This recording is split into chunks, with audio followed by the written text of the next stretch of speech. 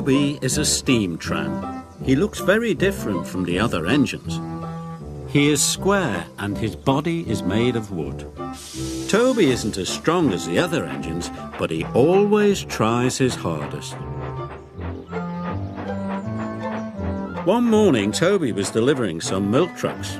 He puffed across the island and up Gordon's Hill.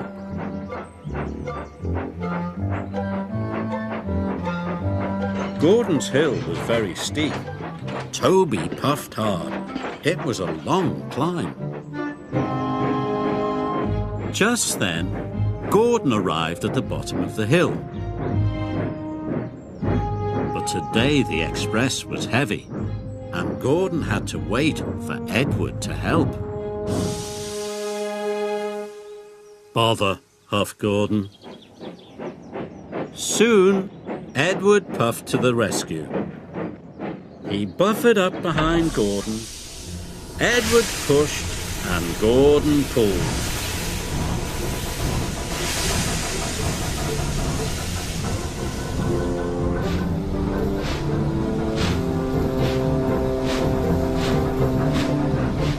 At last, the express train started to move.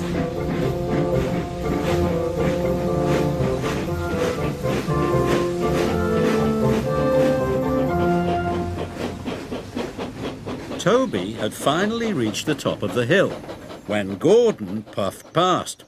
"Slow, coach," Gordon huffed. "I'm trying my hardest," gasped Toby. "Pah," sniffed Gordon. "You're not even a proper engine."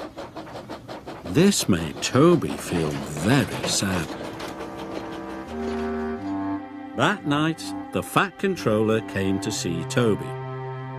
"Edward is needed at the docks," the Fat Controller said. "You are to work at Wellsworth Yard in his place." "But I'll never be able to do Edward's job," Toby cried. "He's a proper steam engine." "Nonsense," said the Fat Controller. "You are one of my engines and you must be useful." Toby was very worried. What if he wasn't useful? The next morning, Toby puffed nervously out of his shed. "I hope no one needs pushing up Gordon's Hill," puffed Toby. Toby wished he was a proper steam engine. At last, Toby arrived at Wellsworth Yard. There were lots of trucks and they looked very heavy. "I'll never be able to shunt all those," Toby puffed. "You can do it, Toby," called Thomas. That made Toby feel much better. Then he started to shunt the trucks. He shunted coal trucks for Henry and sleigh trucks for Donald. He even shunted fruit and vegetable trucks for Douglas. "Maybe I can do it," Toby chuffed. But then Gordon puffed past. He was pulling the express with lots of coaches. Toby watched as Gordon puffed towards the hill. Gordon puffed with all his might. But once again, the express was too heavy. Gordon was stuck. "Bother," he huffed. Gordon's driver called the yard manager, and the yard manager came to see Toby. "You need to push Gordon to the top of the hill," the yard manager said. "Yes, sir," groaned Toby. "But Gordon looks much too heavy for me to push," Toby puffed nervously. "Don't worry," Thomas called. "You can do it, Toby." "I'll do me best," he puffed, and he chuffed off to Gordon's Hill. When Gordon heard that Toby was coming, he was very cross.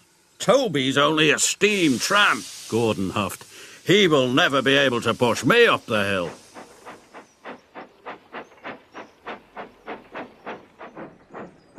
Toby buffered up behind Gordon. Then he pushed with all his might. Gordon didn't move. "Is that the best you can do?" Gordon snorted. "They should have sent a proper engine." Toby was about to give up. But then he remembered what Thomas had said. I can do it, Toby panted. Toby pushed harder and harder. Suddenly, Gordon's wheels started to move. Toby kept pushing. His engines roared and his axles ached. Gordon moved slowly up the hill. When Percy saw Toby pushing, he blew his whistle with excitement. "You can do it, Toby! Go on!" cried Percy. Toby huffed and puffed and chuffed, but at last he pushed Gordon right to the top of the hill. Gordon was impressed. Now his express would run on time. Toby was tired, but he was very proud. "I did it!" he puffed excitedly. That night, the Fat Controller came to see Toby. "Today you wear a very useful engine indeed," he said. "Thank you, sir," Toby chuffed. And even though Toby was a steam tram, he felt like a proper engine after all.